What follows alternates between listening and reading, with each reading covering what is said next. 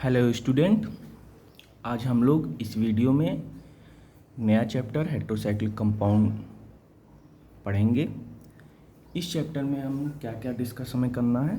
हमें डिस्कस करना है हेटेरोसाइक्लिक कंपाउंड क्या होता है, किस किस तरह के हेटेरोसाइक्लिक कंपाउंड हमें पढ़ने हैं, और इसका ऑर्बिटल स्ट्रक्चर क्या होता है, इसका हम रेजोनेटिंग स्ट्रक्चर कैसे ड्रा करेंगे। ठीक है, तो चलिए स्टार्ट करते हैं। हेटेरोसाइक्लिक कंपाउंड, तो हेटेरोसाइक्लिक कंपाउंड एक ग्रीक वर्ड हेटेरोस से मिलकर बना है, जिसका मतलब होता है डिफरेंट।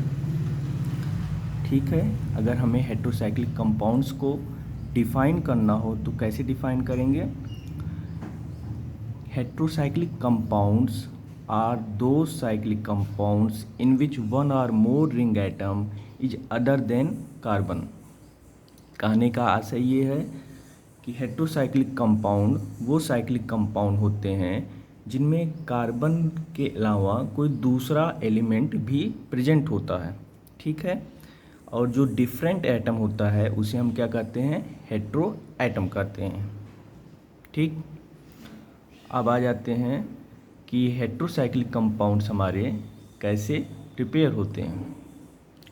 तो यहाँ आप देख रहे हैं कि अगर हम हेटेरोसाइक्लिक कंपाउंड को बेंजीन से प्रिपेयर करना चाहें तो बेंजीन का अगर हम एक CH को नाइट्रोजन से रिप्लेस करते हैं तो हमें क्या मिलता है, पिरिडीन मिलता है। नेक्स्ट इस पिरिडीन का जो अगर हम एडजेसेंट कार्बन वाले CH को CH को रिप्लेस करते हैं या उसके रिंग के जो भी कार्बन हैं 1 बाई 1 उनको रिप्लेस करेंगे तो हमें ये डिफरेंट डेरिवेटिव्स मिलेंगे। क्या क्या मिलेंगे, अगर 2 पोजीशन वाले को करेंगे तो पायरिडीन, इसी तरह 3 वाले को करेंगे तो पिरिमिडीन, 4 वाले को करेंगे तो पायराजीन मिलेगा।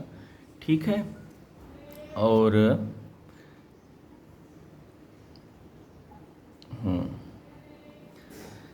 अब आ जाते हैं बेंजीन में जब हम CH यूनिट को रिप्लेस करते हैं, ये बेंजीन है। ठीक है, बेंजीन में हम जब C∪CH यूनिट को, जिसको मैंने सर्किल किया है, इसको जब हम नाइट्रोजन से रिप्लेस करेंगे तो हमें क्या मिलेगा, 5 मेंबर आपका पायरॉल मिलेगा। और इधर क्या मिलेगा, जब ऑक्सीजन और सल्फर से रिप्लेस करेंगे तो क्या मिलेगा, फ्यूरान और थायोफिन मिलेगा। ठीक है, नेक्स्ट आ जाते हैं कि हमें कौन कौन से एरोमेटिक कंपाउंड्स पढ़ने हैं। तो हमें कौन कौन से एरोमेटिक कंपाउंड्स पढ़ने हैं, हमें 3 तरह के एरोमेटिक कंपाउंड्स, एरोमेटिक कह रहे हैं, 3 तरह के हेटेरोसाइक्लिक कंपाउंड्स पढ़ने हैं, नॉन एरोमेटिक, एरोमेटिक और फ्यूज्ड हेटेरोसाइक्लिक। तो यहाँ हम ये आप देखेंगे कि इस पिक्चर में हमने क्या है, एक तरफ नॉन एरोमेटिक हेटेरोसाइक्लिक कंपाउंड बनाए हैं, एक तरफ एरोमेटिक हेटेरोसाइक्लिक कंपाउंड बनाए हैं। जैसे ये क्या है आपका, इसमें कोई भी पाई कंजुगेशन नहीं है, पाई बॉन्ड नहीं है, प्लानर स्ट्रक्चर नहीं है। ठीक है, sp3 हाइब्रिडाइजेशन दिख रहा है। तो इन सब के कारण ये क्या है, और 4n+2 पाई इलेक्ट्रॉन रूल भी फॉलो नहीं कर रहा है, इसलिए ये क्या है, ये आपका नॉन एरोमेटिक कंपाउंड है।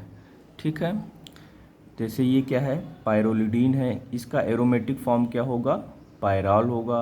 ये क्या है, THF है, इसका एरोमेटिक फॉर्म होगा फ्यूरॉन।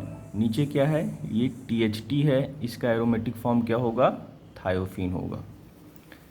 ठीक है, आ जाते हैं नीचे, 6 मेंबर हेटेरोसाइक्लिक कंपाउंड है, लेकिन इसमें कोई भी कंजुगेशन नहीं है, नॉन एरोमेटिक है। क्या है ये, पिपरिडीन, इसका एरोमेटिक फॉर्म क्या होगा, पिरिडीन होगा।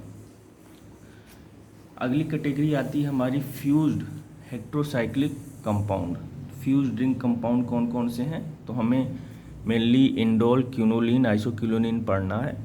तो इंडोल कैसा फ्यूज्ड हेटेरोसाइक्लिक कंपाउंड है, ये 6,5 टाइप फ्यूज्ड हेटेरोसाइक्लिक कंपाउंड है। ठीक है, जैसे ये क्या है, हमारा इंडोल है, 6 मेंबर और 5 मेंबर रिंग फ्यूज हुई है।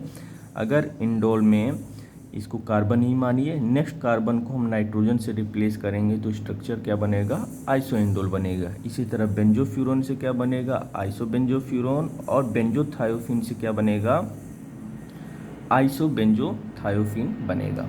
ठीक। नेक्स्ट एक कैटेगरी आती है 6 टाइप हेट्रोसाइक्लिक कंपाउंड।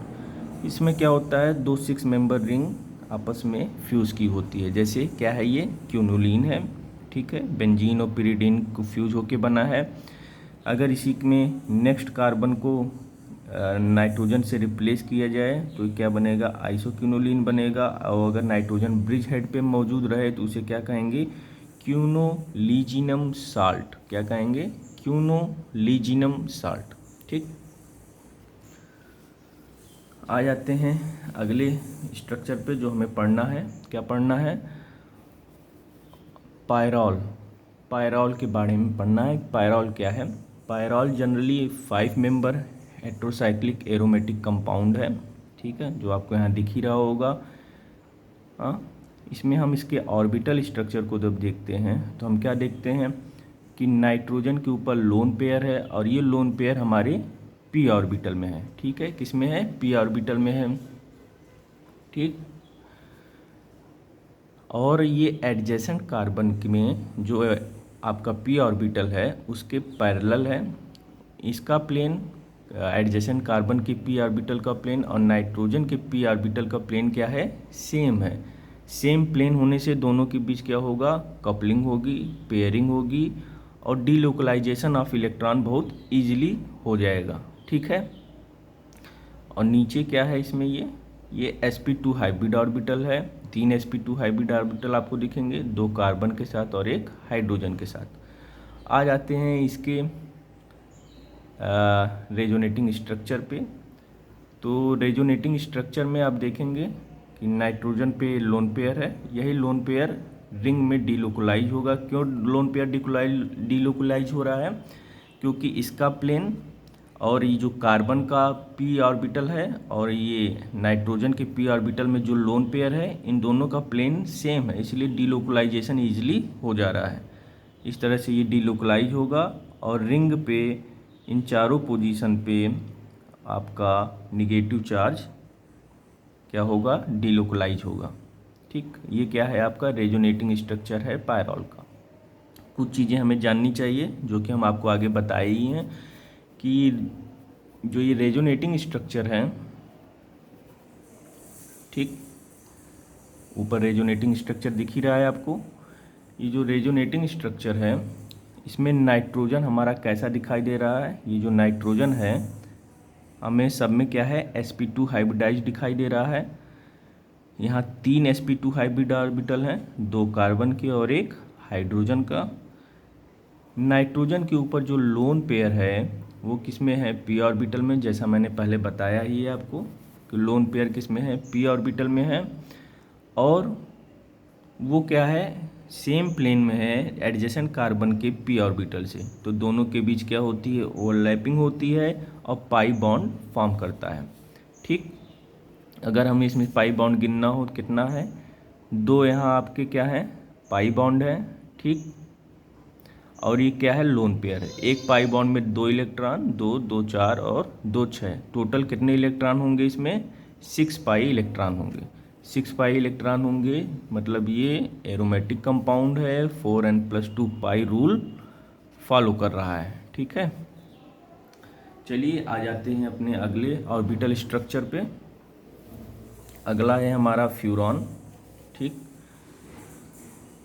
ठीक उसी तरह जैसे ऑर्बिटल स्ट्रक्चर आपका पायरॉल में बन रहा था, सेम उसी तरह फ्यूरॉन में बन रहा है। बस अंतर क्या है, यहाँ ऑक्सीजन के ऊपर हम 2 लोन पेयर देख रहे हैं।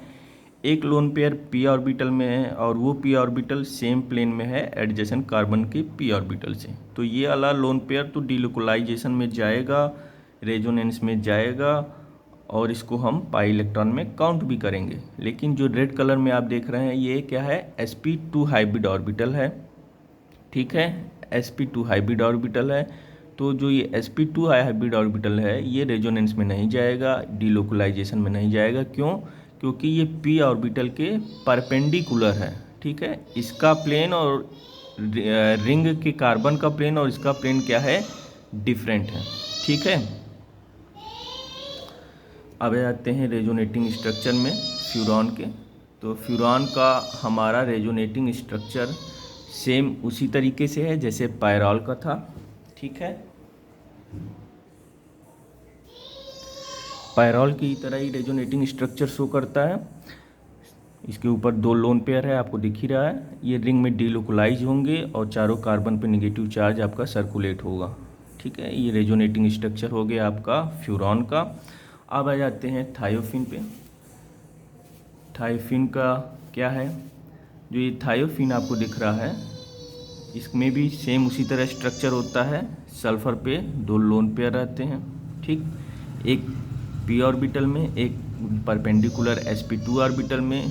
पी ऑर्बिटल वाला लोन पेयर इलेक्ट्रॉन जो है डीलोकलाइजेशन में भाग लेता है, इसको हम काउंट करते हैं। ठीक, सल्फर में हमें ओवरऑल 10 रेजोनेटिंग स्ट्रक्चर मिलते हैं। ऊपर वाला 5 रेजोनेटिंग स्ट्रक्चर सेम उसी तरह है जैसे आपका फ्यूरॉन और पायरॉल में बन रहा था।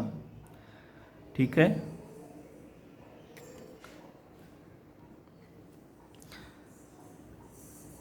सल्फर में जो लोन पेयर है वो रिंग में डीलोकलाइज होगा और निगेटिव चार्ज चारों कार्बन पे सर्कुलेट होगा। लेकिन एक चीज़ हम और जानते हैं, सल्फर हमारा सेकेंड पीरियड से का एक एलिमेंट है जिसमें एम्प्टी डी ऑर्बिटल होता है। तो ये क्या कर सकता है, अपनी वैलेंसी को एक्सपेंड कर सकता है।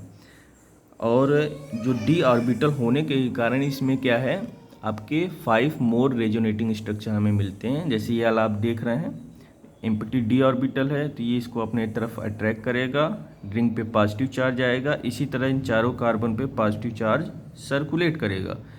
मतलब सल्फर में पॉसिबिलिटी है कि वो पॉजिटिव निगेटिव दोनों चार्ज ले सकता है। इस तरह से आपको 10 रेजोनेटिंग स्ट्रक्चर मिलेंगे। ठीक है, तो सल्फर का हो गया। नेक्स्ट में हम पढ़ लेते हैं पिरिडीन का। पिरिडीन में भी सेम उसी तरह से आपका ऑर्बिटल स्ट्रक्चर बन रहा है जैसे फ्यूरॉन पायरॉल थायोफिन में बन रहा था। लेकिन अंतर क्या है, ये 6 मेंबर हेट्रोसाइक्लिक कंपाउंड है। इसमें नाइट्रोजन पे 1 इलेक्ट्रॉन है पी ऑर्बिटल में, और एक लोन पेयर जो है वो sp2 ऑर्बिटल में है। तो जो फ्री इलेक्ट्रॉन है वो क्या करेगा, रिंग के प्लेन में है, रिंग के कार्बन के प्लेन में है, तो डीलोकलाइजेशन में ये पार्टिसिपेट करेगा। ठीक है, और जबकि ये जो आपका लोन पेयर है ये sp2 ऑर्बिटल में है, ये p ऑर्बिटल के परपेंडिकुलर है, ये डीलोकलाइजेशन में आपका इन्वॉल्व नहीं होगा। ठीक है, रेजोनेटिंग स्ट्रक्चर में आ जाते हैं। जानते ही हैं ये 6 मेंबर हेट्रोसाइक्लिक कंपाउंड है। तो नाइट्रोजन का लोन पेयर चूँकि इसमें यहाँ इन्वॉल्व नहीं होता है डीलोकलाइजेशन में, तो जो नाइट्रोजन से अटैच आपका डबल बॉन्ड है इसमें क्या होगा, फिशन होगा, ब्रेकिंग होगी। जब ब्रेकिंग होगी तो नाइट्रोजन एक इलेक्ट्रोनेगेटिव एटम है, इस पे क्या आ जाएगा, निगेटिव चार्ज आएगा, एडजेसेंट कार्बन पे पॉजिटिव चार्ज आएगा। ऐसे फिर मूवमेंट ऑफ पाई बॉन्ड होगा, इलेक्ट्रॉन होगा। इस तरह से ये पॉजिटिव चार्ज रिंग में सर्कुलेट करेगा इन 3 पोजीशन पे। ठीक है, तो ये हो गया रेजोनेटिंग स्ट्रक्चर पिरिडीन का। ठीक है बच्चों, आज हम लोगों ने क्या क्या पढ़ा, हम लोगों ने पढ़ा हेट्रोसाइक्लिक कंपाउंड्स क्या है, कितने तरीके का होता है, ऑर्बिटल स्ट्रक्चर क्या है, इनका हम रेजोनेटिंग स्ट्रक्चर कैसे ड्रा करेंगे, तो सबका बना लिए। थायोफिन का केवल एक एक्सेप्शन है कि थायोफिन में 10 रेजोनेटिंग स्ट्रक्चर बनते हैं due to presence of D orbital, और पिरिडीन में 3 रेजोनेटिंग स्ट्रक्चर बनते हैं। ठीक है, ओके।